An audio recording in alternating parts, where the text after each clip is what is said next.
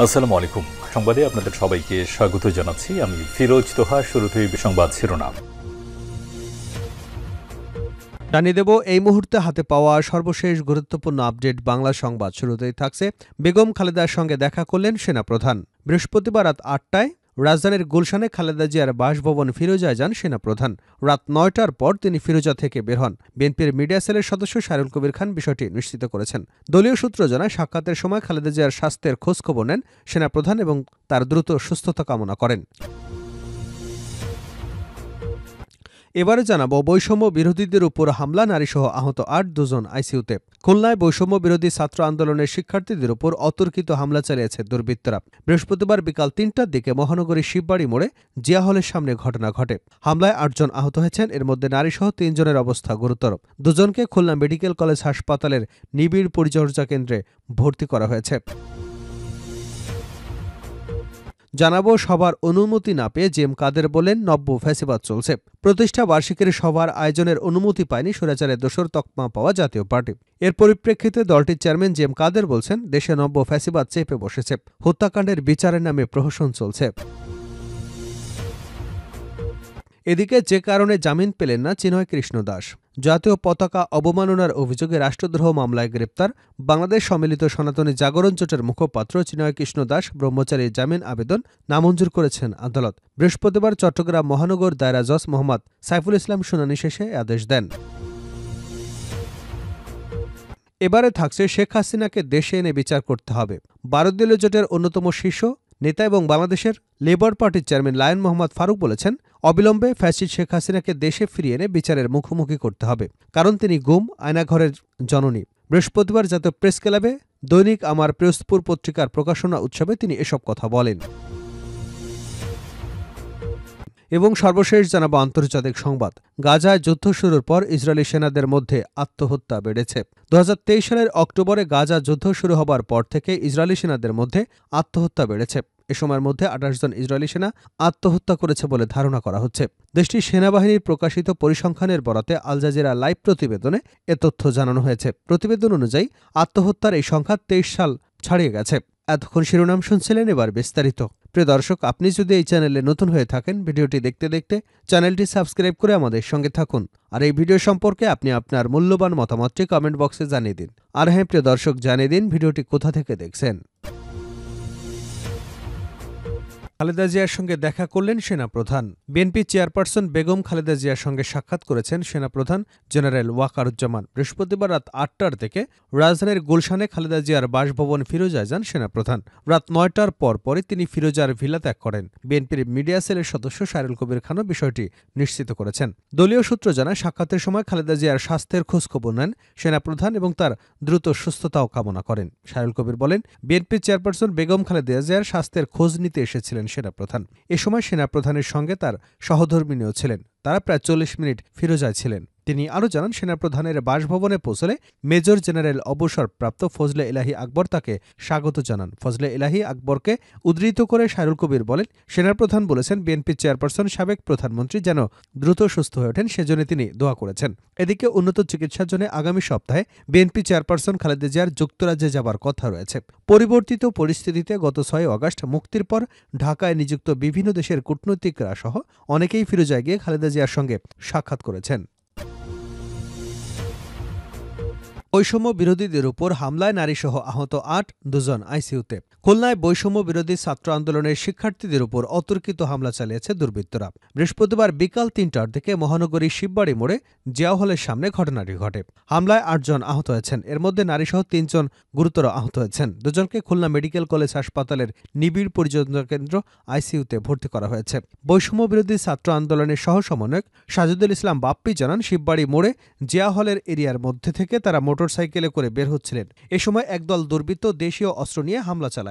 এতে তিনি সহ ৮জন আহত হন। এ সময় তাদের রক্ষা করতে নারীরা এগিয়ে এলে তাদের উপরেও হামলা চালানো হয়। এতে সাদিয়া দিয়া নামের ২জন সহ ৩জন গুরুতর আহত হন। তাদের অবস্থা আশঙ্কাজনক। বাপ্পি আরও বলেন, খুলনার মতো শহরে প্রতিদিন গুলির ঘটনা ঘটছে। দিনকে দিন প্রশাসনের গাফিলতির কারণে আইনশৃঙ্খলা পরিস্থিতির অবনতি হচ্ছে। এগুলো নিয়ে আমরা হতাশ। সবার অনুমতি না পেয়ে জেএম কাদের বলেন নব্য ফ্যাসিবাদ চলছে। প্রতিষ্ঠা বার্ষিকীর সবার আয়োজনের অনুমতি পায়নি স্বৈরাচারের দোসর তকমা পাওয়া জাতীয় পার্টি। এর পরিপ্রেক্ষিতে দলটির চেয়ারম্যান জি এম কাদের বলেছেন, দেশে নব্য ফ্যাসিবাদ চেপে বসেছে, হত্যাকাণ্ডের বিচারের নামে প্রহসন চলছে। প্রতিষ্ঠা বার্ষিকী উপলক্ষে বুধবার রাজধানীর কাকরাইলে ডিপ্লোমা ইঞ্জিনিয়ার্স ইনস্টিটিউশনে আলোচনা সভার কর্মসূচি ছিল জাপার, কিন্তু ঢাকা মহানগর পুলিশের অনুমতি না পেয়ে কেন্দ্রীয় কার্যালয়ের সামনে সংক্ষিপ্ত সভা করে দলটি। এরপর র্যালি করে প্রেস ক্লাব পর্যন্ত। গত 4 নির্বাচনে আওয়ামী লীগের সঙ্গে সমঝোতা করে অংশ নেয় জাপা। একতরফা রাতের ভোট, ডামি ভোট খ্যাত 3 নির্বাচনে জাপা বিরোধী দল হয় সংসদে। শেখ হাসিনার পতনের পর অতীতের ভূমিকার জন্য জাপারও বিচার দাবি করেছে অভ্যুত্থানকারীরা। ছাত্র জনতার অভ্যুত্থানের পর মামলা হয়েছে জাপানিদের বিরুদ্ধেও।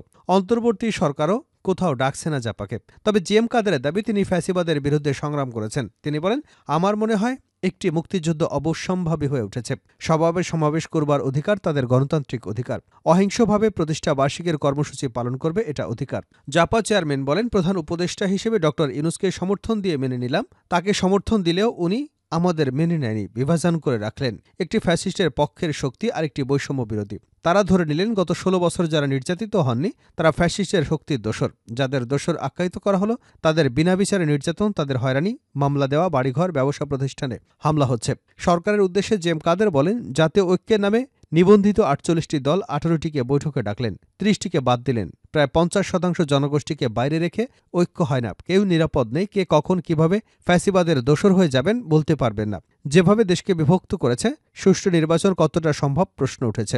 জাপা মহাসচিব মুজিবুল হক চুন্নু বলেন, ডিএমপি মৌখিকভাবে সবার অনুমতি দিয়েও বাতিল করে। Co chairman ABM Ruhul Amin Howlader বলেন, যার যে অবদান তার স্বীকার করতে হবে। জাতীয় পার্টি 32 বছর ধরে বৈষম্যের শিকার। যে কারণে জামিন পেলেন না চিনয় কৃষ্ণ দাস। জাতীয় পতাকার অবমাননার অভিযোগে রাষ্ট্রদ্রোহ মামলায় গ্রেপ্তার বাংলাদেশ সম্মিলিত সনাতনী জাগরণ জোটের মুখপাত্র চিনয় কৃষ্ণ দাস ব্রহ্মচারী জামিন আবেদন নামঞ্জুর করেছেন আদালত। বৃহস্পতিবার চট্টগ্রাম মহানগর দায়রা জজ মোহাম্মদ সাইফুল ইসলাম শুনানি শেষে আদেশ দেন। আদালতে ভার্চুয়াল শুনানিতে রাষ্ট্রপক্ষের আইনজীবী মফিজুল হক ভূঁইয়া যুক্তি তুলে ধরেন, রাষ্ট্রদ্রোহ মামলার জামিন অযোগ্য, ফলে চিনয় দাসের জামিন পাওয়ার কোনো সুযোগ নেই।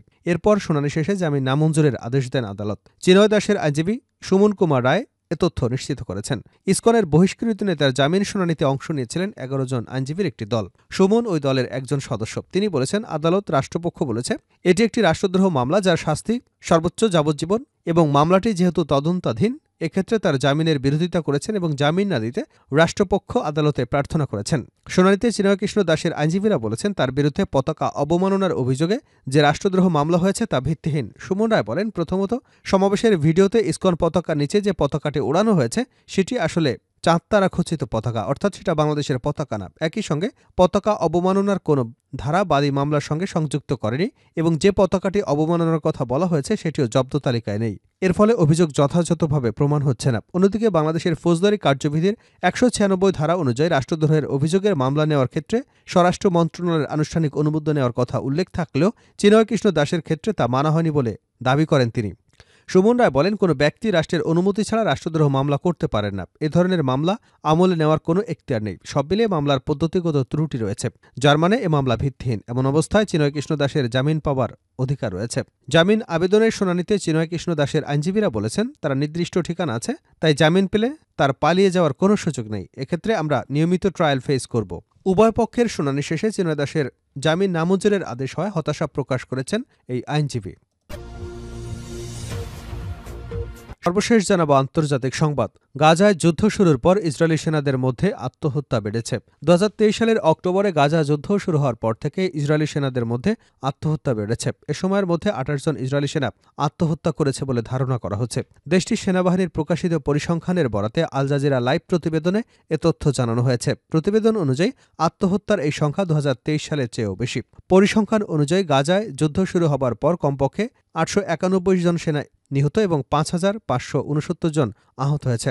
ইসরায়েলি সেনাবাহিনী জানিয়েছে 2024 সালে 363 জন সেনা নিহত হয়েছে, যেখানে 2023 সালে ছিল 558 জন। এর আগে 2022 সালে 44 জন ইসরায়েলি সেনা নিহত হয়।